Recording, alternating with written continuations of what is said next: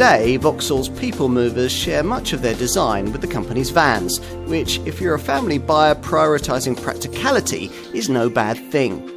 In the case of this mid-sized Combo Life model, you also get clever, efficient, space-centred engineering borrowed from the brand's PSA parent group.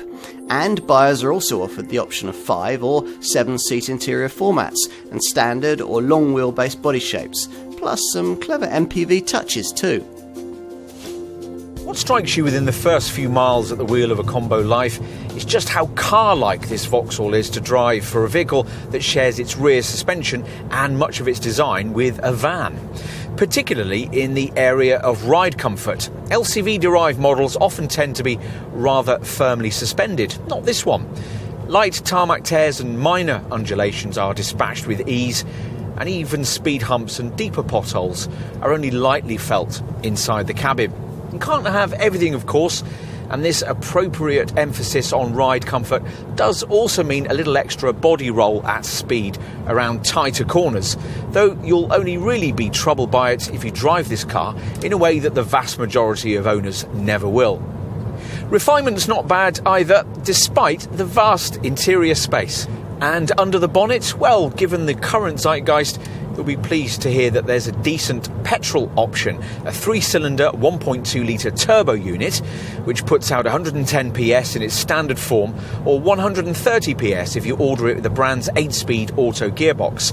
Alternatively, there's the engine we've been trying here, the 1.5-litre Turbo D blue injection unit, which most will want in this 100 PS guise.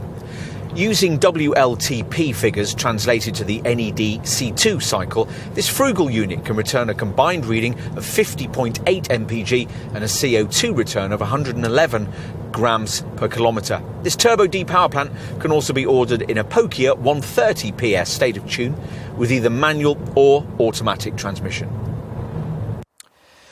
Until relatively recently, Vauxhall was proud to be one of the industry leaders in producing affordable MPVs and people carriers for the mass market. Today, it's interesting that the brand doesn't use either of these terms anywhere in its marketing for this car.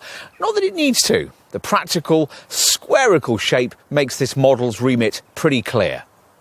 Previous people-carrying combo models offered for the European market were always based around a single design and platform, but this time round, Vauxhall's offering buyers not only this 4.4 metre standard length body shape, but also an alternative 4.75 metre XL body style, which will be of particular interest to those wanting to get their Combo Life fitted out with a third seating row.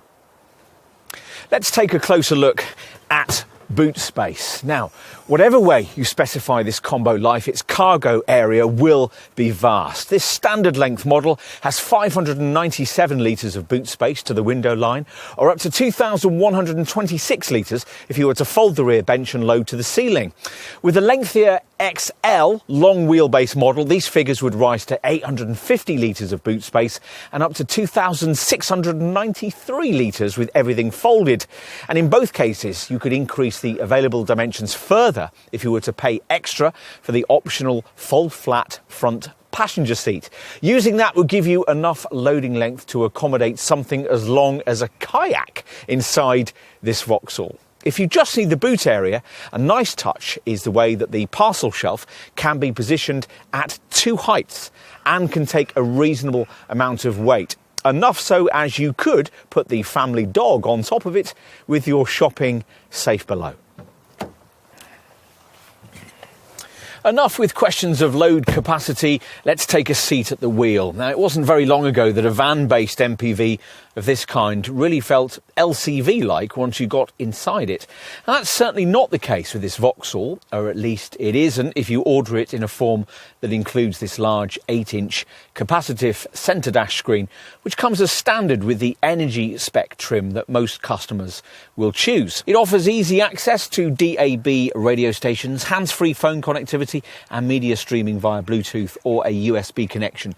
Plus, there's smartphone mirroring via the Android Auto or Apple CarPlay systems. We've saved what ought to be the best bit, though, until last, cabin practicality. If you were to add up the capacity of all the 28 different nooks and crannies available within the interior of this combo Life, you'd arrive at a figure of 192 litres, about as much as you'd get in the entire boot of a city car like Vauxhall's Viva. And that's about it, assuming you've gone for the kind of standard length 5-seat short wheelbase combo Life we've been testing here. Were we to be buying this Vauxhall though, we'd be tempted to pay the small extra amount for the lengthier XL body style, especially if we were ordering a 7-seat variant. Getting the longer body enables the 2 extra boot-mounted seats to be provided with a sliding function, which will make them potentially usable for adults as well as children. It's just another example of this Vauxhall's flexibility. We always wondered whether there was really a need for both car-like mid-sized MPVs and van-based ones.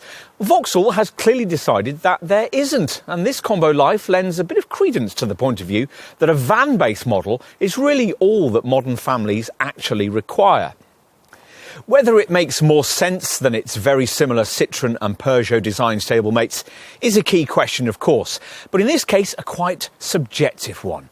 You might quite like the quirky exterior styling of a Berlingo or the curious driving position and dashboard of a Rifter, but if you don't, then this combo Life model may well seem a more palatable all-round proposition, especially if you've a friendly local Vauxhall dealer and the price is right.